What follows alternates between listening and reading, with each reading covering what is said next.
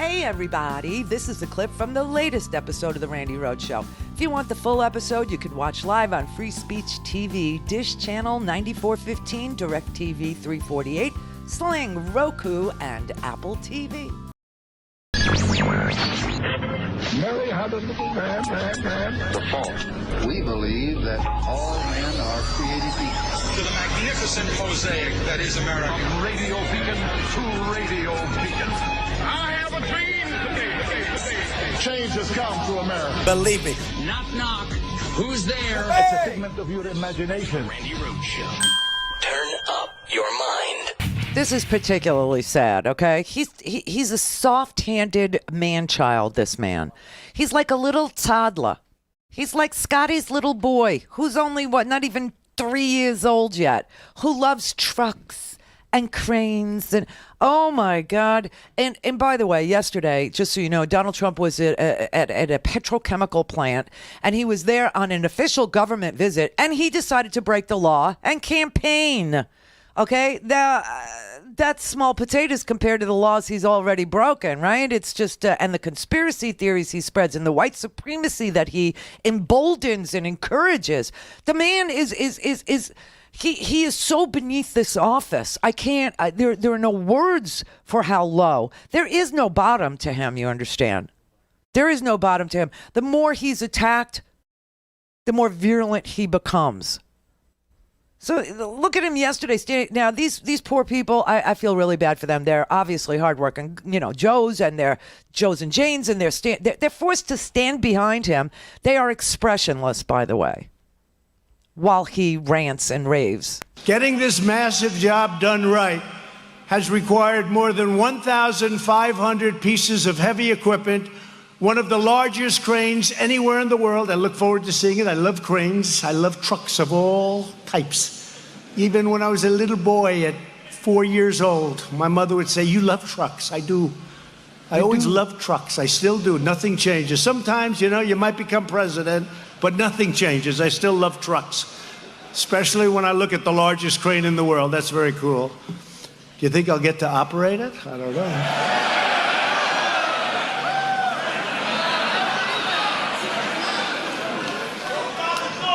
We'll put the media on it, and I'll give them a little ride, right?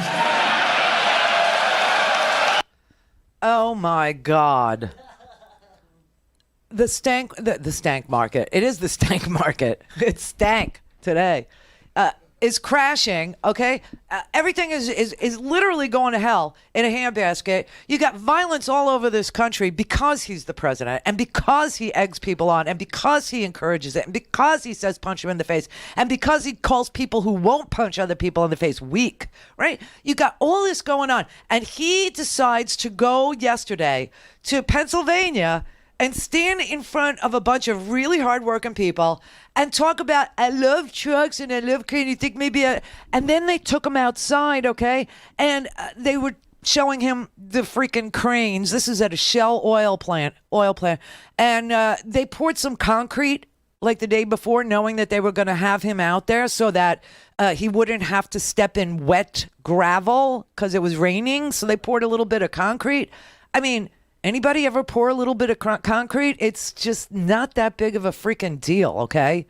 You mix the damn concrete, and then you pour it out, and then you smooth it, and you let it dry. And he's marveling at this technology, at this 21st century technology. To show you the quality, so we were going to take a look at it from here. We were going to sit on this gravel, which is dusty. And Shell, they know how to do things. They built this beautiful concrete platform for us. We'll be here for 3 minutes, and they built this beautiful concrete. That's the way it is. That's the way it should be. Take a look at this, brand new, just poured, so that I wouldn't get my feet wet. That's very nice. But that's called dusty? quality. It's really called knowing your business and knowing what you're doing. Look at the top of his head. He's marveling at the 21st century, concrete pour. The guy is and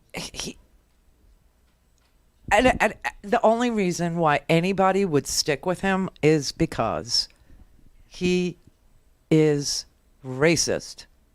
I'm sorry. It is the only conclusion that can be drawn from the facts as we find them. The economy is crashing. The stock market is crashing. Farmers are on the dole. You better not be green card farmers, because if you're green card farmers, you're going to lose your visa, right? You'll lose you'll lose everything, because you are now primarily, well, it's not even primarily, they changed the definition. You are now accepting government money, right? These farmers who really don't want to do this are now accepting government welfare payments instead of enjoying the markets that they themselves built for their product, which they themselves grew. This man has screwed up every ability for anybody to be independent, for anybody to pursue the American dream, it's just, he has squished it.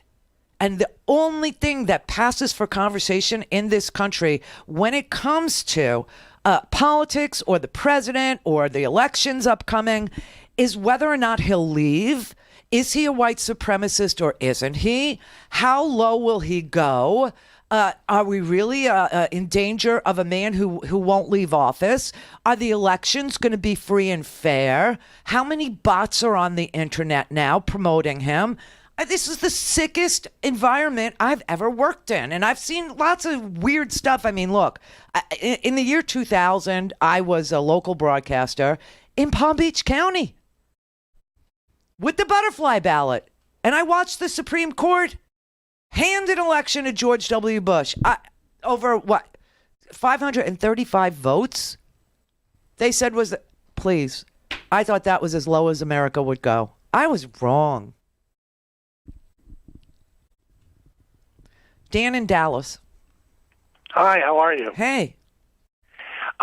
So I want to go back to the immigration thing and the green card. Okay. All right. So I got married 3 years ago. My husband is from Jordan, and this was a legal marriage. It was a legal green card.